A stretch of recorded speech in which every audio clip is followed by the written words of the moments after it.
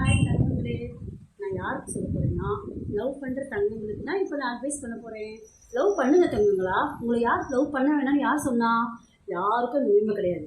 ஏன்னா இப்போ இருக்கிற காலத்தில் நாய் லவ் பண்ணுது, குழந்தை லவ் பண்ணுது, ஆட்டுக்குட்டி லவ் பண்ணுது, மாடு லவ் பண்ணுது, எல்லாமே லவ் பண்ணுறாங்க. அதனால லவ்க்கு நான் தடையாகவே இருக்க மாட்டேன். பண்ணுங்க.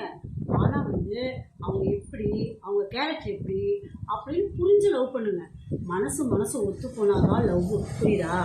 மனசே இல்லாதவங்களை லவ் பண்ணிட்டு பின்னாடி கஷ்டப்படக்கூடாது.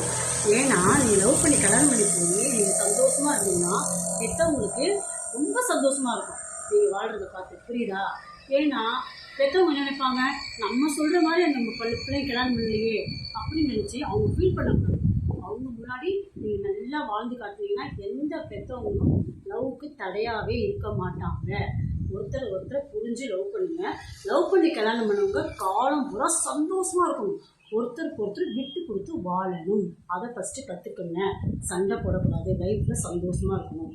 அதுதான் என்னுடைய வேண்டுகோள். ஓகே, பாய். கட்டுமா?